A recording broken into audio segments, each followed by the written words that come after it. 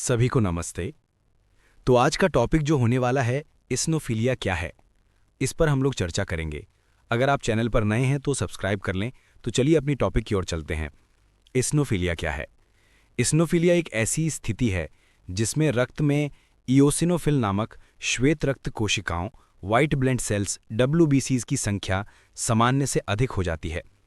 Eosinophil हमारे शरीर की प्रतिरक्षा प्रणाली इम्यून सिस्टम का एक महत्वपूर्ण हिस्सा है, जो मुख्य रूप से परजीवी संक्रमणों और एलर्जिक प्रतिक्रियाओं से लड़ने में मदद करती हैं। सामान्य तौर पर एक वयस्क के रक्त के प्रति माइक्रोलीटर में इओसिनोफिल की संख्या 500 से अधिक होने पर इसनोफिलिया माना जाता है।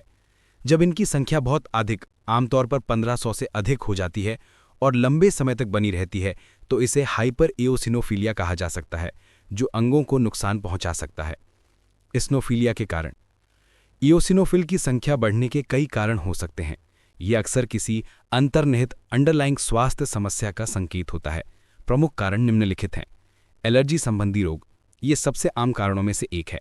इसमें शामिल हैं दमा, asthma, allergic rhinitis, hay fever, eczema, खाद्य एलर्जी, परजीवी संक्रमण, कृमि जैसे परजीवियों के कारण होने वाले संक्रमण जैसे कि गोल कृमि या टेपवर्म इओसिनोफिल को सक्रिय कर देते हैं। दवाओं से प्रतिक्रिया, कुछ दवाएं शरीर में इओसिनोफिल की संख्या बढ़ा सकती हैं। त्वचा संबंधी विकार, कुछ त्वचा रोग जैसे कि डर्मेटाइटिस, गैस्ट्रोइंटेस्टाइनल विकार जैसे इओसिनोफिलिक इसोफेजाइटिस या गैस्ट्राइटिस, कुछ प्रकार के कैंसर जैसे कि हॉजकिन लिम्फोमा या कुछ प्रकार के leukaemia. Hyper eosinophilic syndrome HES, ये एक दुर्लभ स्थिति है जिसमें इओसिनोफिल की संख्या बहुत अधिक हो जाती है और ये हृदय, फेफड़े, तंत्रिका तंत्र यानी नर्वस सिस्टम आदि अंगों को नुकसान पहुंचा सकती है। इसनोफिलिया के लक्षण, इसनोफिलिया स्वयं में कोई बीमारी नहीं है, बल्कि ये किसी अन्य बीमारी का लक्षण है। इसलिए लक्षण अक्सर अंतर्निहित कारण पर निर्भर करते हैं।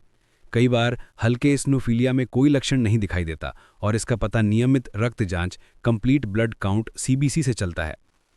जब लक्षण दिखाई देते हैं तो वे अंतर्निहित समस्या से जुड़े होते हैं, जैसे एलर्जी के लक्षण, त्वचा पर खुजली, दाने, पित्ती, हाइव्स, बार बार छींक आना, नाक बहना, आंखों में पानी आना, श्वसन संबंधी लक्षण, लगातार खांसी, सीने में घरघराहट, वीजिंग, सांस लेने में तकलीफ, अस्थमा से संबंधित, पेट पाचन संबंधी लक्षण, पेट दर्द, दस्त, डायरिया, उल्टी, निगलने में कठिनाई, इओसिनोफिलिक गैस्ट्रोइंटेस्टाइनल विकारों में सामान्य लक्षण, बुखार, थकान, मांसपेशियों में दर्द, वजन कम होना।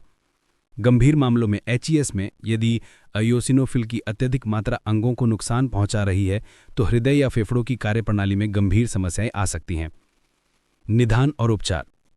निदान, इसनोफिलिया का निदान एक पूर्ण रक्त गणना कंप्लीट ब्लड काउंट नामक रक्त परीक्षण से होता है।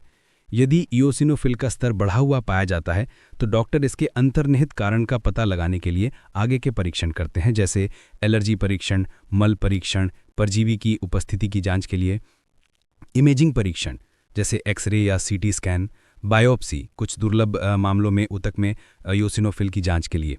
उपचार, इसनोफिलिया का उपचार मुख्य रूप से इसके अंतर्निहित कारण पर निर्भर करता है। कारण का उपचार, डॉक्टर सबसे पहले बढ़े हुए इओसिनोफिल के मूल कारण का पता लगाते हैं और उसका इलाज करते हैं। उदाहरण के लिए परजीवी संक्रमण के लिए एंटी पैरासाइटिक दवाएं, एलर्जी के लिए एंटीहिस्टामिन या कॉर्टिकोस्टेरॉइड्स। दवाओं का समायोजन, यदि इओसिनोफिलिया किसी दवा के कारण हुआ है तो उस दवा को बंद कर दिया जाता है या बदल दिया जाता है। लक्षणों का प्रबंधन, गंभीर मामलों में या जब कारण ज्ञात ना हो जैसे कि HES, तो इओसिनोफिल के स्तर को कम करने और अंग क्षति को रोकने के लिए कॉर्टिकोस्टेरॉइड्स जैसी दवाएं दी जा सकती हैं। तो मैं आशा करता हूं कि आप लोग समझ गए होंगे।